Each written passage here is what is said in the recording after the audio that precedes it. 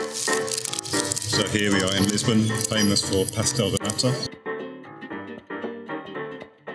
Fado singing. Quando a manhã me desperta, a janela entreaberta. Drums. And a bit of colonialism. After the Camino France, the Camino Portuguese is the second most popular, with about 20% of all the pilgrim journeys to Santiago. To do the whole lot, you might want to start at Lisbon, go through Porto, then up to Santiago. These days, you will still get your Compostela if you start at Porto.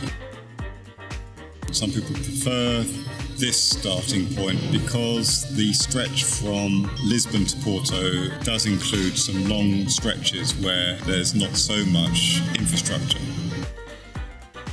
So here we are in front of the Church of St James, which is considered by many to be the starting point of the Camino Portuguese. It's mostly foreigners that walk, with only about 4.3% of the walkers being Portuguese. There's about 30,000 people a year who walk this way.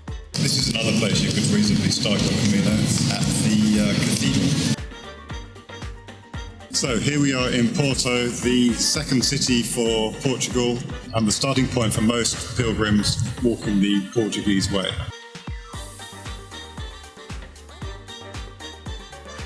After Porto, the way forks, leaving you with three main route options. The central route keeps away from the coast and is the most popular, so possibly as a result has the most infrastructure.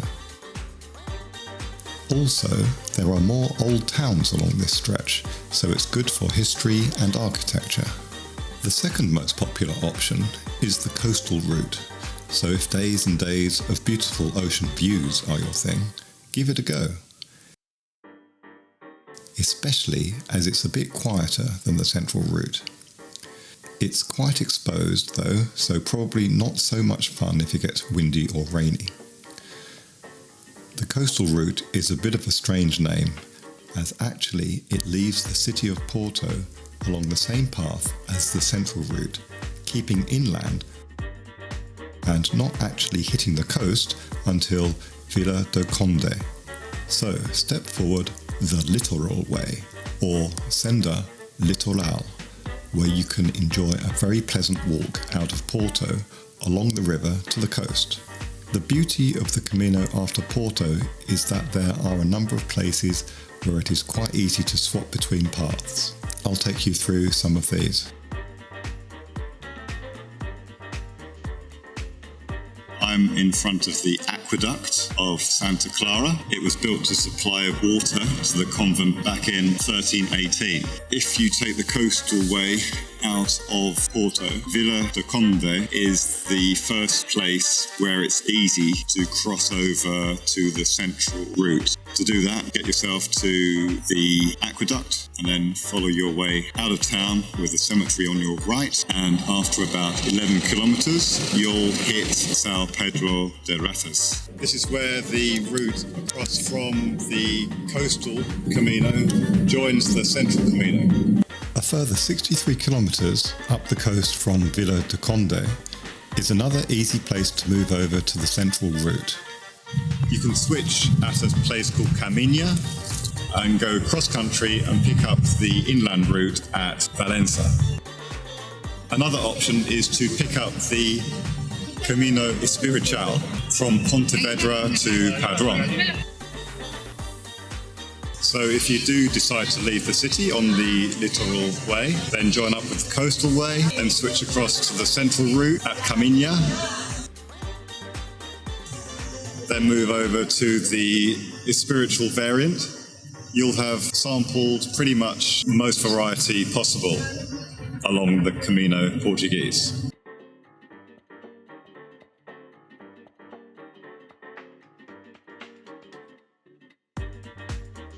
You'll cover the 325 kilometres from Lisbon to Porto in about 12 days.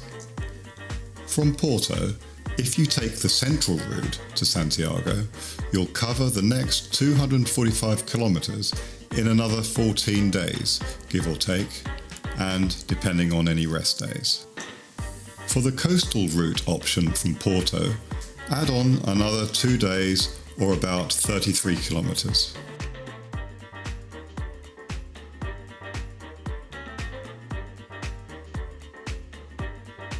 After you leave the main cities and towns behind, the paths you often get are these ones with the cobblestones. They can be quite hard on the feet after a while, but that is pretty common across most of the Camino in Portugal.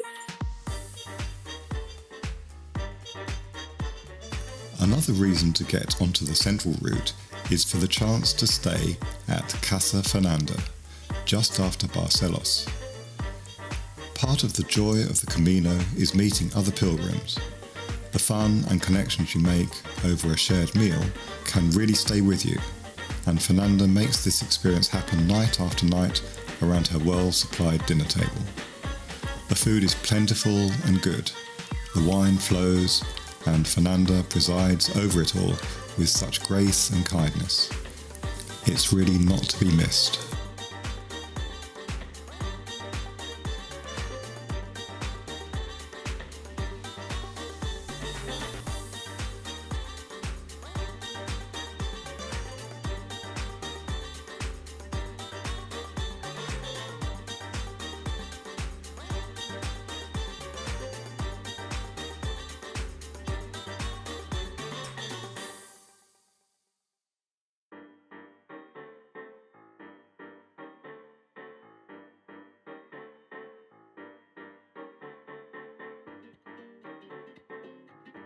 There are no particularly hard stages on this Camino, so the walk will be pleasant for the most part.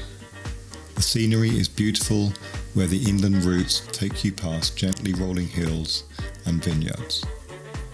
The coastal routes sweep past beautiful sand dunes and take you past plenty of pretty villages as you tread miles of boardwalks by the sea. It's quieter than the busy Camino France, though has plenty of cheap places to stay and eat. And finally, choose the Camino Portuguese for the sheer variety of route options and the way you can easily combine the sea and mountains experience.